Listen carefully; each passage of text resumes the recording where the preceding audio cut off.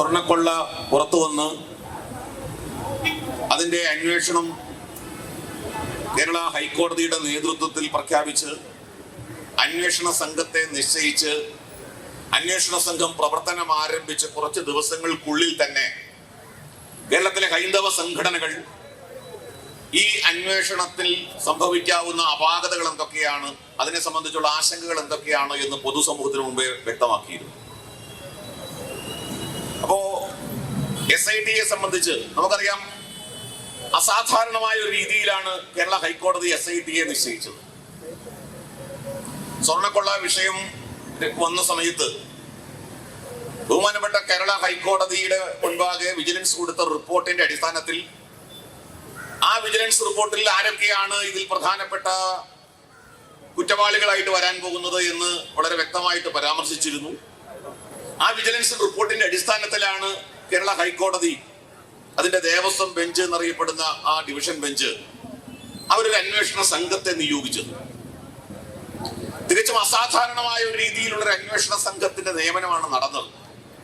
സാധാരണഗതിയിൽ അന്വേഷണ സംഘത്തിന്റെ തലവൻ ആരായിരിക്കണം എന്ന് മാത്രമാണ് കേരള ഹൈക്കോടതി അല്ലെങ്കിൽ കോടതികൾ പറയാറുള്ളത്.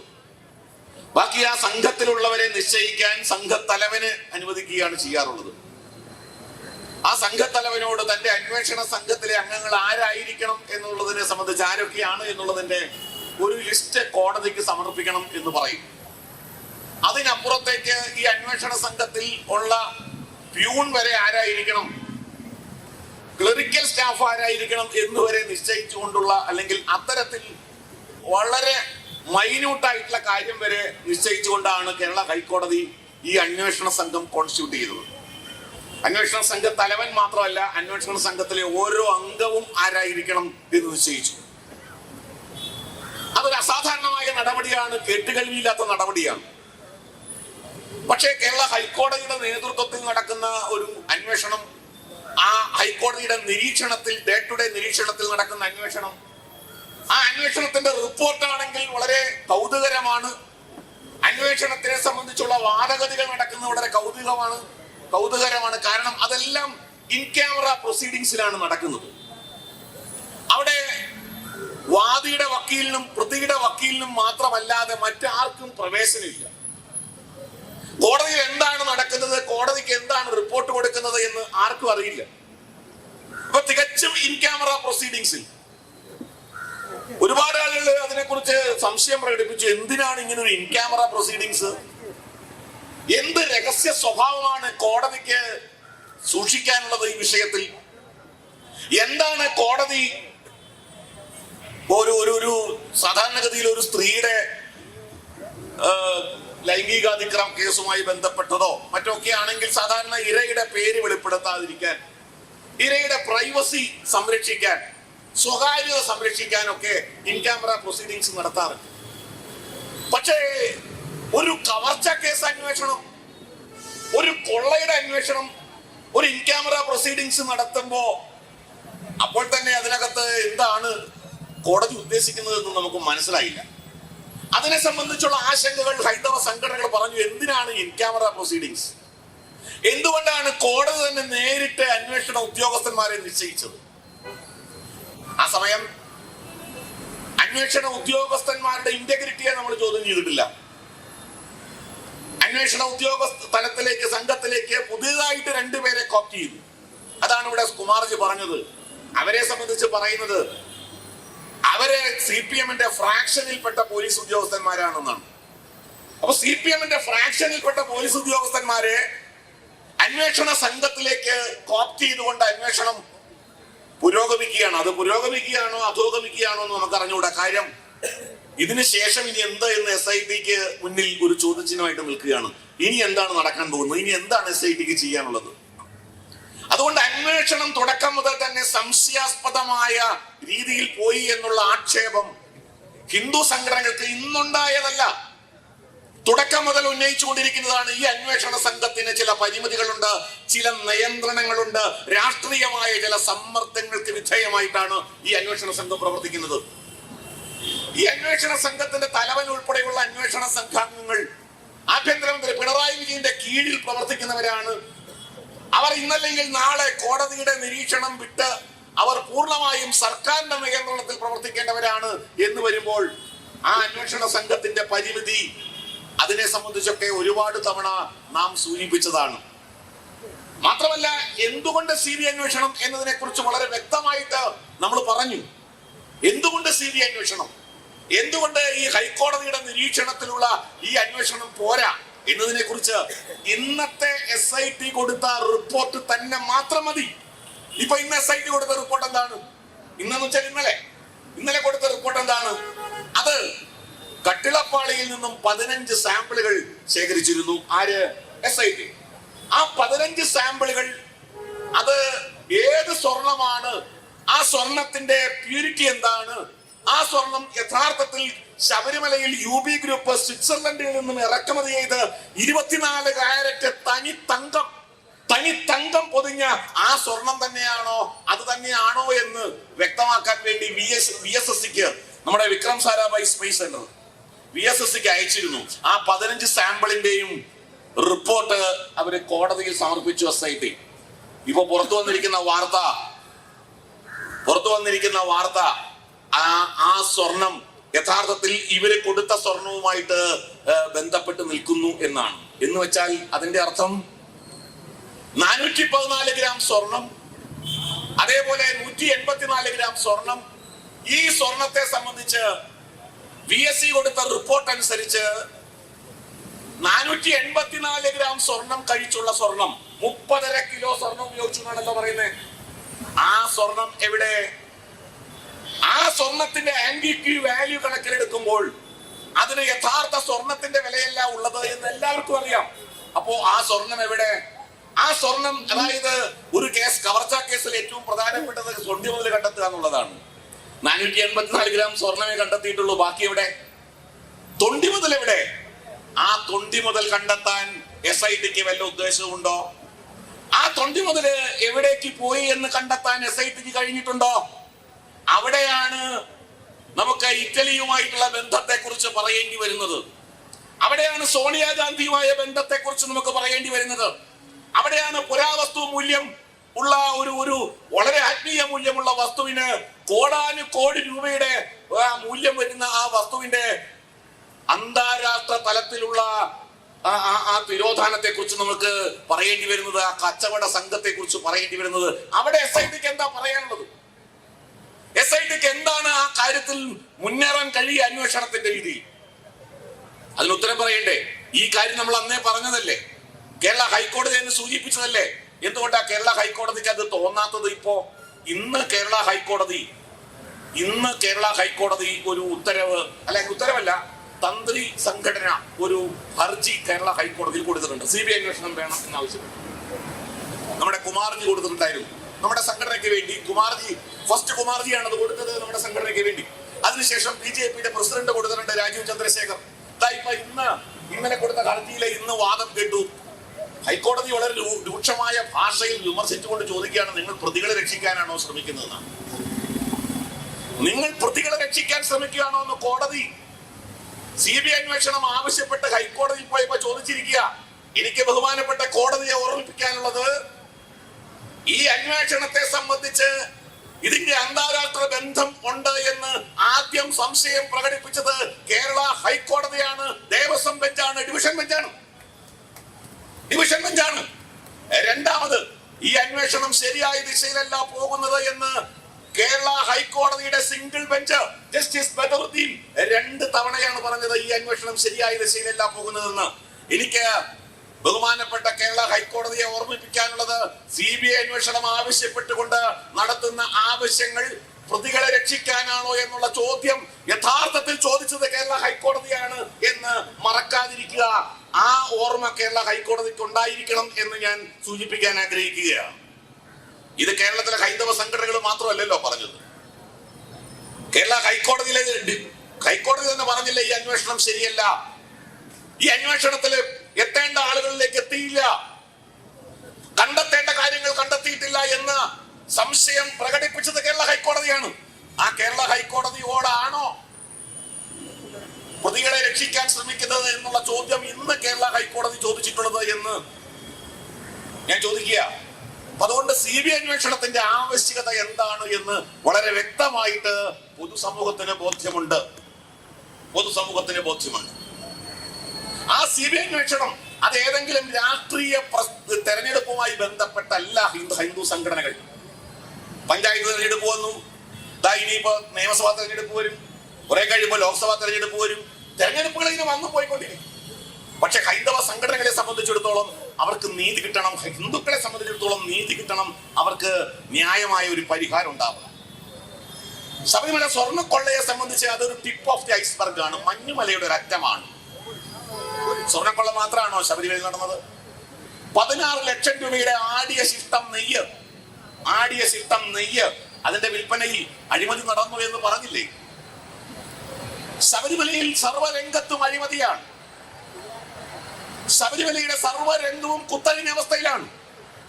ഞാൻ ബഹുമാനപ്പെട്ട ദേവസ്വം ബോർഡ് പ്രസിഡന്റ് ശ്രീമാൻ ജയകുമാറിന് ഹിന്ദു ഐക്യവേദിയുടെ ഒരു മെമ്മോറാണ്ടവുമായി പോയി കണ്ടു. അദ്ദേഹത്തോട് വിശദമായി സംസാരിച്ചു. ശബരിമലയിൽ നടക്കുന്ന കാര്യങ്ങൾ, ഇപ്പൊ അന്നദാനം എന്ന പേരിൽ നടന്നുകൊണ്ടിരിക്കുന്ന ഒരു കാര്യമുണ്ട്. അവിടെ കേരള സദ്യ കൊടുക്കുമെന്നാണ് അദ്ദേഹം പറഞ്ഞിട്ടുള്ളത്. അവിടെ പോയി അന്വേഷിച്ച് വന്ന നമ്മുടെ പ്രവർത്തകർ പറയുന്നത് ശബരിമലയിൽ അന്നദാനത്തിന് വേണ്ടി കിലോമീറ്ററുകളാണ് അയ്യപ്പന്മാർ ക്യൂ നിൽക്കേണ്ടി വരുന്നത്. കാരണം അന്നദാനം യഥാസമയത്ത് കൊടുക്കാൻ കഴിയുന്നില്ല. പൊരിവെയിലത്ത് അന്നദാന മണ്ഡപം മുതൽ നടപ്പന്തൽ വരെ നീണ്ടു നിൽക്കുന്ന ക്യൂ ശബരിമലയിൽ കാണാൻ സാധിക്കുന്നു. അവിടെ എത്ര പേർക്കാണ് അന്നദാനം കൊടുക്കുന്നത്? എന്തുകൊണ്ടാണ് ശബരിമലയിൽ അന്നദാനം കൊടുത്തുകൊണ്ടിരുന്ന സംഘടനകളെ ഒഴിവാക്കിയത്? അപ്പൊ ശബരിമലയിൽ അടക്കമുള്ള ക്ഷേത്രങ്ങളിൽ വൻപിച്ച രീതിയിലുള്ള അഴിമതി നടക്കുന്നു. ഹിന്ദു സംഘടനകളെ, ഭക്തജന സംഘടനകളെ ഒഴിവാക്കുന്നു, അവരെ അവിടെ നിന്ന് അടിച്ചു പുറത്താക്കുന്നു. ഇപ്പൊ ഉപദേശക സമിതികൾ രൂപീകരിക്കാൻ കഴിയുന്നില്ല. ഉപദേശക സമിതികൾ രൂപീകരിക്കണമെങ്കിൽ 100 രൂപയുടെ മെമ്പർഷിപ്പ് എടുക്കണം ഓരോ ഭക്തനും. ആ 100 രൂപയുടെ മെമ്പർഷിപ്പ് എടുത്താൽ മാത്രം പോരാ, ആ 100 രൂപയുടെ മെമ്പർഷിപ്പ് എടുക്കുന്നയാൾ പോലീസ് ക്ലിയറൻസ് സർട്ടിഫിക്കറ്റ് കൂടി കൊടുക്കണം. പോലീസ് ക്ലിയറൻസ് സർട്ടിഫിക്കറ്റ് കൊടുക്കുന്ന ആൾക്ക് മാത്രമേ വോട്ട് ചെയ്യാനുള്ള അവകാശമുള്ളൂ. ഇന്ത്യൻ പ്രസിഡന്റിനെ തെരഞ്ഞെടുക്കാൻ പോലും ഇല്ല ഈ തരത്തിലുള്ള ഒരു നിബന്ധന. പക്ഷേ ക്ഷേത്രത്തിലെ ഉപദേശക സമിതിയെ തെരഞ്ഞെടുക്കുന്നവർക്ക് പോലീസ് ക്ലിയറൻസ് സർട്ടിഫിക്കറ്റ് വേണമെന്നും എന്നുള്ള അത് നീതിയുക്തമാണോ എന്ന് ദേവസ്വം ബോർഡ് പ്രസിഡന്റ് പറയണം. അതിനെന്ത് നടപടി എടുക്കാൻ പോകുന്നു?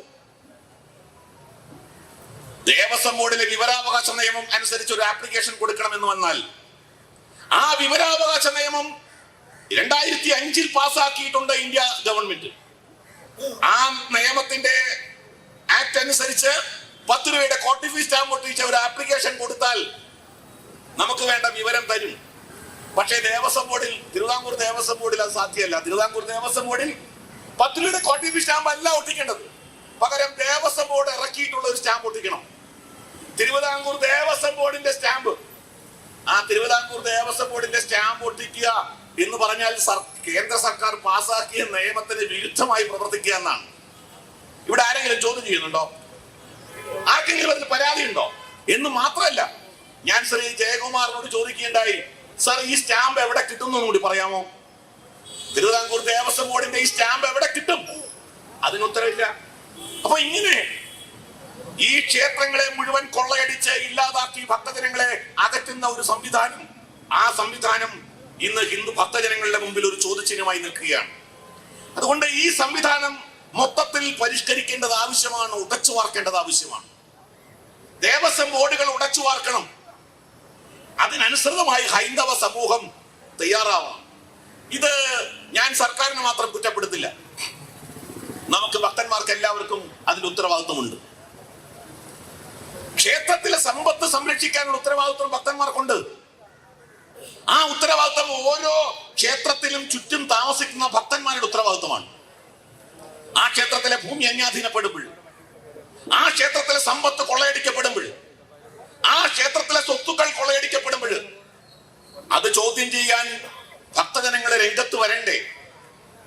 ആചാരങ്ങൾ സംരക്ഷിക്കുന്നതിലുള്ള ഔത്സുക്യം ഉള്ള പോലെ ഒരു ക്ഷേത്രത്തിലെ ആചാരം ലംഘിക്കുമ്പോൾ ഉണ്ടാകുന്ന വികാരം, അതേ വികാരം തന്നെ ആ ക്ഷേത്രത്തിന്റെ തിരുവാഭരണം മോഷ്ടിക്കുമ്പോൾ ഉണ്ടാകണ്ടേ?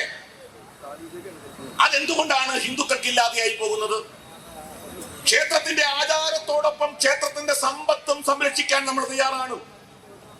അങ്ങനെയുള്ള ഒരു മനോഭാവത്തോടെ ഹൈന്ദവ സമൂഹം തെരുവിലിറങ്ങിയാൽ മാത്രമേ ഹിന്ദുവിന്റെ ക്ഷേത്രങ്ങൾ സംരക്ഷിക്കാൻ കഴിയൂ. ഹിന്ദുക്കളുടെ ക്ഷേത്രങ്ങൾ സംരക്ഷിക്കാൻ ഹിന്ദുക്കൾ തെരുവിലിറങ്ങി പ്രക്ഷോഭത്തിന്റെ മാർഗത്തിലൂടെ പോകണം എന്ന് അങ്ങനെ സാധിക്കുമോ അന്ന് മാത്രമേ ക്ഷേത്രങ്ങൾ സംരക്ഷിക്കപ്പെടുകയുള്ളൂ. വളരെ ഭാഗ്യവശാൽ ഇന്ന് നമ്മൾ നിൽക്കുന്ന രണ്ട് മഹത്തായ സംഭവങ്ങൾ നടക്കുന്ന ദിവസമാണ്. ഒന്ന്, അങ്ങനത്തെ നിളാനദി തീരത്ത് നൂറ്റാണ്ടുകൾക്കപ്പുറം നടന്ന മഹാമാഘ മഹോത്സവത്തിന്റെ പുനരാവർത്തി നടന്നുകൊണ്ടിരിക്കുകയാണ്, പുനഃസൃഷ്ടി. ഇന്ന് ഞാൻ അതിന്റെ TV വാർത്തകളൊക്കെ നോക്കുകയായിരുന്നു. 10,000-കണക്കിന് തീർത്ഥാടകർ ഇതാ നമ്മുടെ മലപ്പുറം ജില്ലയിൽ തിരുനാവായിൽ ത്രിവേണി സംഗമത്തിൽ ബ്രഹ്മാവ് യാഗം ചെയ്ത പുണ്യഭൂമിയിലേക്ക് 10,000-കണക്കിന് ഭക്തന്മാർ, തീർത്ഥാടകർ ഒഴുകിയെത്തിയിരിക്കുകയാണ്. ഇന്ന് കുംഭമേള സമാരംഭം കുറിച്ചിരിക്കുന്നു. ആ കുംഭമേളയെ തകർക്കാൻ ശ്രമിച്ചു നമ്മുടെ നാട്ടിൽ സർക്കാർ. അതിന് അനുവാദം കൊടുക്കാതിരിക്കാൻ ശ്രമിച്ചു. അതവിടെ നിൽക്കട്ടെ, ഞാൻ ഇതിലേക്ക് കടക്കുന്നില്ല. മറ്റൊരു മഹത്തായ സംഭവം കൂടി ഇന്ന് നടന്നിട്ടുണ്ട്. എന്താണെന്നറിയാമോ? നമ്മുടെ ബിജുചേട്ടനൊക്കെ കൂടിയിട്ട് പാലാ മുനിസിപ്പൽ കോടതിയിൽ ഒരു പരാതി കൊടുത്തിരുന്നു. ആ പരാതി എന്താണെന്നറിയോ? ആ പരാതി ചെറുവള്ളി എസ്റ്റേറ്റ്, 2500 ഏക്കർ വരുന്ന ചെറുവള്ളി എസ്റ്റേറ്റ്. ആ ചെറുവള്ളി എസ്റ്റേറ്റ് യഥാർത്ഥത്തിൽ പശ്ചിമ ദേവസ്വത്തിന്റെ വകയാ. പശ്ചിമ ദേവസ്വത്തിന്റെ വകയാ. എരുമേലി പശ്ചിമ ദേവസ്വത്തിന്റെ വകയാണ് ചെറുവള്ളി എസ്റ്റേറ്റ്. ആ എസ്റ്റേറ്റ് സംബന്ധിച്ച വിധി ഇന്ന് പാലാ മുനിസിപ്പൽ കോടതി നടത്തിയിരിക്കുക. 2500 ഏക്കർ ഭൂമി ബിലീവേഴ്സ് ചർച്ചിന് കാശ് കൊടുത്ത് വാങ്ങി. ആരുടെ ഭൂമിയാ? ദേവസ്വം ഭൂമി. ദേവസ്വം ഭൂമി, അത് ബിലീവേഴ്സ് ചർച്ചിന് പാട്ടത്തിന് കൊടുത്ത ഭൂമി. ആ അത് ഹാരിസൺ മലയാളത്തിന്റെ കയ്യിലേക്ക് പോയി. ഹാരിസൺ മലയാളത്തിന്റെ കയ്യിൽ നിന്ന് ബിലീവേഴ്സ് ചർച്ച് മേടിച്ചു. ബിലീവേഴ്സ് ചർച്ചിന്റെ കയ്യിൽ നിന്ന് സർക്കാർ മേടിച്ചു. ആരുടെ ഭൂമി അത്? യഥാർത്ഥത്തിൽ 10 രൂപ കൊടുക്കാതെ മേടിക്കേണ്ട ഭൂമിയാണ്. 2500 ഏക്കറിലേറെ ഭൂമി സർക്കാരിന്റേതാണെന്നുള്ള അവകാശവാദം പാലാ മുനിസിപ്പൽ കോടതി തള്ളിക്കളഞ്ഞിരിക്കുന്നു എന്നൊരു വാർത്ത കൂടി ഞാൻ നിങ്ങളെ അറിയിക്കാൻ ആഗ്രഹിക്കുക. അപ്പൊ ഞാൻ പറയുന്നത്, ശബരിമല വിമാനത്താവളം വരാത്തതിന് കാരണം എന്താണെന്ന് ചോദിക്കുന്ന നേതാക്കന്മാരോട് എനിക്ക് പറയാനുള്ളത്, ശബരിമല വിമാനത്താവളം വരാത്തതിന്റെ കാരണം ഈ സംസ്ഥാന സർക്കാരാണ് എന്ന് അവർ ഈ സർക്കാരിന്റെ മുഖത്ത് നോക്കി പറയാൻ തയ്യാറാവണം. അല്ലാതെ കേന്ദ്രം ഭരിക്കുന്നവരല്ല ശബരിമല വിമാനത്താവളം വരാത്തതിന്റെ കാരണം. ശബരിമല വിമാനത്താവളം വരാത്തതിന്റെ കാരണം ഈ സംസ്ഥാന സർക്കാരാണ്. ഈ സംസ്ഥാന സർക്കാരിന്റെ തലതിരിഞ്ഞ നടപടിക്രമങ്ങളാണ് ശബരിമലയിലെ വിമാനത്താവളം വരാതിരിക്കാൻ കാരണം. ശബരി റെയിൽപാത വരാതിരിക്കാനുള്ള കാരണം എന്താണ്? ശബരി റെയിൽപാത വരാതിരിക്കാനുള്ള കാരണം നിങ്ങൾക്കറിയോ? അടൽ ബിഹാരി വാജ്പേയി പ്രധാനമന്ത്രിയായിരുന്ന സമയത്ത് 550 കോടി രൂപയ്ക്ക് പൂർത്തീകരിക്കേണ്ട പദ്ധതിയാ. അന്ന് ഫ്രീ ആയിട്ട് ചെയ്യാന്ന് പറഞ്ഞ പദ്ധതിയാ. പക്ഷേ അന്ന് ഭരിച്ച സർക്കാരുകൾ ഒന്നും തന്നെ ഭൂമി ഏറ്റെടുത്ത് കൊടുക്കാൻ തയ്യാറായില്ല. 7 കിലോമീറ്ററാണ് അതിന്റെ ഭൂമി ഏറ്റെടുത്തത്, ബാക്കി ഏറ്റെടുത്തില്ല. അങ്ങനെ കിടന്നു. ഇപ്പോ പുതിയ സർക്കാർ വന്നപ്പോ 3600 കോടി രൂപയ്ക്ക് ശബരിമല ഈ പദ്ധതി, ശബരി റെയിൽ പദ്ധതി നടപ്പാക്കാം. 50% പൈസ കേരള സർക്കാർ കൊടുക്കണം. കേരള സർക്കാർ MOU ഒപ്പിടുന്നുണ്ടോ? MOU ഒപ്പിടുന്നില്ല. കാരണം എന്താ? കേരള സർക്കാരിന്റെ കയ്യിൽ പാഷാണം പിടിക്കാൻ പോലും കാശില്ല, നമുക്കറിയാം. അപ്പൊ ഈ ശബരി റെയിൽ പദ്ധതി നടപ്പാക്കാത്തതിന്റെ കാരണം ആരാണ്? സംസ്ഥാന സർക്കാരാണ്. എനിക്ക് ഇക്കാര്യങ്ങളിലൊക്കെ അഭിപ്രായം പറയുന്ന സംഘടനാ നേതാക്കന്മാരോട് പറയാനുള്ളത്, വിമാനത്താവളം പദ്ധതിയായാലും ശബരി റെയിൽ പദ്ധതിയായാലും അതിനൊക്കെ ഉത്തരവാദികൾ, അത് വൈകുന്നതിന്റെ, ഇല്ലാതാവുന്നതിന്റെ ഉത്തരവാദികൾ സംസ്ഥാന സർക്കാരാണ് എന്ന് അവർ മനസ്സിലാക്കണം. സംസ്ഥാന സർക്കാരിനോടാണ് അവർ ആ ചോദ്യം ചോദിക്കേണ്ടത്. പമ്പ മലിനമാകുന്നുണ്ടെങ്കിൽ അതിന്റെ ഉത്തരവാദിത്വം സംസ്ഥാന സർക്കാരിനാണ് എന്ന് അവർ മനസ്സിലാക്കണം. പമ്പ മലിനമാകുന്നുണ്ടെങ്കിൽ ഇപ്പൊ ഗംഗയുടെ പദ്ധതി നടപ്പാക്കിയതാരാ? ഗംഗ ക്ലീനിങ് പദ്ധതി. ഗംഗ ക്ലീനിങ് പദ്ധതിയുടെ വലിയ ഒരു ഉത്തരവാദിത്വം ഏറ്റെടുത്ത് നടപ്പാക്കിക്കൊണ്ടിരിക്കുന്നത് UP സർക്കാരാണ്. യമുന ക്ലീനിങ് പദ്ധതി നടപ്പാക്കുന്നത് ഡൽഹി സർക്കാരാണ്. പമ്പ നദി മലിനീകരിക്കപ്പെടുന്നുണ്ടെങ്കിൽ അത് ക്ലീൻ ചെയ്യേണ്ടത് യഥാർത്ഥത്തിൽ സംസ്ഥാന സർക്കാരാണ്. അപ്പൊ സംസ്ഥാന സർക്കാരാണ് ഇതിനെല്ലാം ഉത്തരവാദിത്വം. ഇത് ഞാൻ ഈ നാട്ടിലെ ആളുകളെ ഓർമ്മിപ്പിക്കാൻ, ഇതുമായി ബന്ധപ്പെട്ട് പ്രസ്താവനകൾ നടത്തുന്നവരെ ഓർമ്മിപ്പിക്കാൻ ആഗ്രഹിക്കുകയാണ്. നമുക്ക് മറ്റൊരു വലിയ ദൗത്യം അല്ലെങ്കിൽ മഹത്തായ സംഭവം ഇന്ന് നടന്നത്, അല്ലെങ്കിൽ ഈ കഴിഞ്ഞ ദിവസം നടന്നത്, കേരളത്തിൽ വിഘടിച്ചു നിൽക്കുന്ന ഹൈന്ദവ സമൂഹം അവർ ഒരുമിച്ച് വരാൻ തയ്യാറായിരിക്കുന്നു എന്നുള്ളത്. കേരളത്തിലെ ഈ സാമൂഹ്യ സാഹചര്യങ്ങളിൽ ഹിന്ദു ഐക്യം അനിവാര്യമാണ് എന്ന് കണ്ടെത്തിക്കൊണ്ട് കേരളത്തിലെ ഹൈന്ദവ സമൂഹം ഒരുമിക്കേണ്ട ആവശ്യകത മനസ്സിലാക്കിക്കൊണ്ട് രണ്ട് പ്രബല സമൂഹങ്ങൾ അവർ ഒരുമിച്ച് വരാൻ തയ്യാറായിരിക്കുന്നു. അതൊരു മഹത്തായ മാറ്റമാണ്. കേരളം ഇന്ന് ആഗ്രഹിക്കുന്ന ഒരു മാറ്റമാണ്. ആ മാറ്റം ഇന്ന് വളരെ സന്തോഷത്തോടെ കേരളം കാത്തിരിക്കുന്ന ആ ഐക്യം അത് രണ്ട് സമുദായ സംഘടനകൾ തമ്മിലുള്ള ഐക്യമല്ല, രണ്ട് സമുദായങ്ങൾ തമ്മിലുള്ള ഐക്യമല്ല. കേരളത്തിലെ മുഴുവൻ ഹൈന്ദവരും ഒരുമിച്ച് നിൽക്കുമ്പോൾ മാത്രമേ നാളെ ജമാഅത്തെ ഇസ്ലാമിയുടെ ആഭ്യന്തരമന്ത്രി കേരളം ഭരിക്കുമെന്ന സാഹചര്യം ഒഴിവാക്കണമെങ്കിൽ, ജമാഅത്തെ ഇസ്ലാമിയുടെ ആഭ്യന്തരമന്ത്രി മുഖ്യമന്ത്രി ഇവിടെ ഉണ്ടാവാതിരിക്കണമെങ്കിൽ, കേരളം ലീഗിന്റെ ആധിപത്യത്തിലേക്ക് പോകാതിരിക്കണമെങ്കിൽ ഒക്കെ കേരളത്തിലെ ഹൈന്ദവ സമൂഹം ഒരുമിച്ച് നിന്നുകൊണ്ട് നമ്മുടെ ക്ഷേത്രങ്ങൾ സംരക്ഷിക്കപ്പെടണമെങ്കിൽ, നമ്മുടെ സനാതന ധർമ്മം സംരക്ഷിക്കപ്പെടണമെങ്കിൽ കേരളത്തിലെ ഹൈന്ദവ സമൂഹം ഒരുമിച്ച് നിന്ന് പോരാടണം.